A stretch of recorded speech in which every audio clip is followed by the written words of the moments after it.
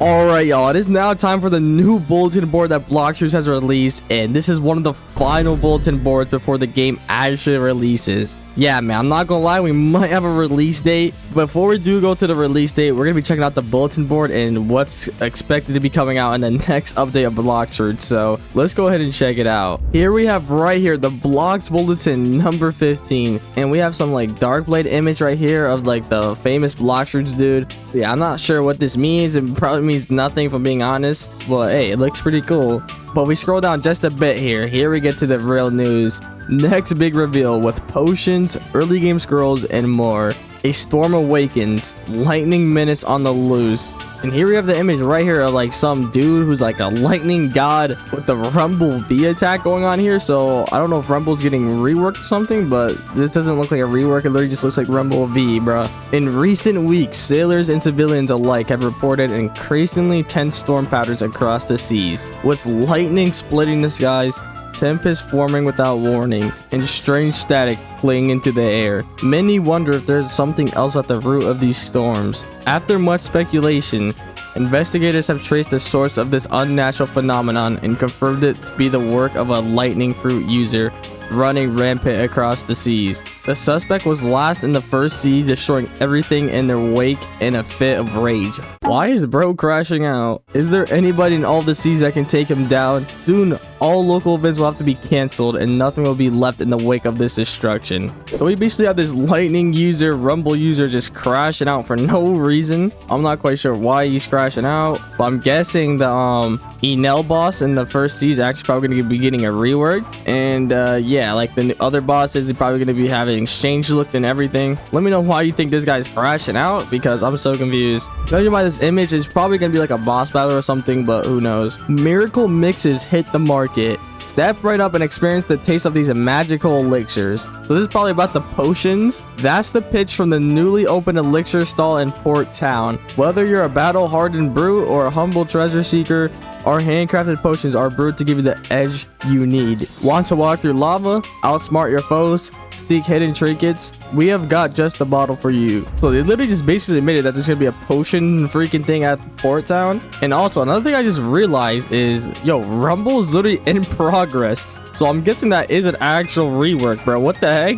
I never thought that Rumble would actually get a rework, because it's actually pretty good already, I'm not gonna lie. So that's pretty surprising to see Rumble getting a rework. But in the image, it didn't look much different from Thunderball Destruction here. So if I go ahead and use Thunderball Destruction, yeah, it literally looks identical from the image. So hey, yeah, that's pretty weird.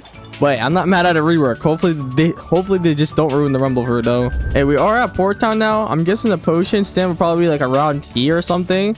I don't even know what this is. Like, this kind of looks like the potions, low-key. I'm not gonna lie. I never even seen this before. But yeah, there's probably gonna be a bunch of stands around here, so that's actually gonna be pretty sick. Here's what's in stock this week. So I'm guessing it's gonna be a stock or something. First item right here, chest seeker elixir. Reveals nearby chests through walls. That doesn't seem pretty useful, but it's whatever. Next item is lava skin tonic. Grants complete immunity to lava. So we actually saw a sneak peek of that. If you guys remember from right here, this hack the bulletin board thing, this person literally just unequips a lava potion and literally just uses it. So yeah, here's the animation. They drink it and they can literally just walk on lava. So this is probably the best potion that Uzat's going to be buying every single time. And next up is the Provoker's Brew. Forces nearby enemies to target the user. So that might be good for grinding if you just want to attract the NPCs to someone else. I don't know how that's going to work, but hey, whatever. We got Warbringer's Elixir. Boosts damage to enemies and bosses. So hey, if you want to kill your enemies and bosses faster, it's probably going to be good. That probably works in PvP. I'm not quite sure though. Here we have the Experience Elixir. So boosts all EXP gained. So that's definitely be good for grinding. And hopefully it stacks with 2 times EXP, or it might literally just replace it completely. And now we have Fortune's Favor Flagon. I don't know if I pronounced that right, but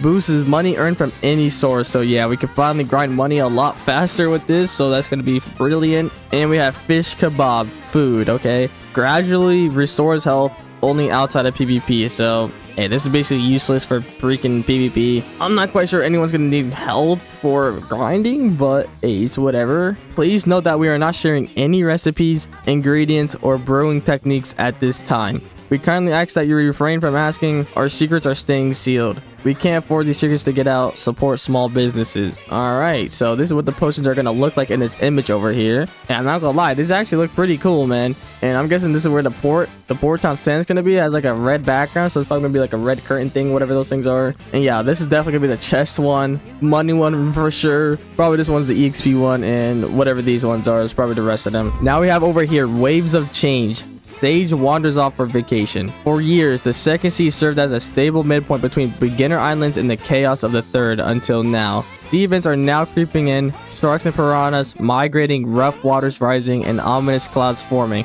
The second sea is no longer a safe haven. So there's gonna be sea events in the second sea now, okay. In a completely unrelated twist, the dragon sage has been spotted on vacation, wandering outside of his usual domain, no longer confined to the third sea.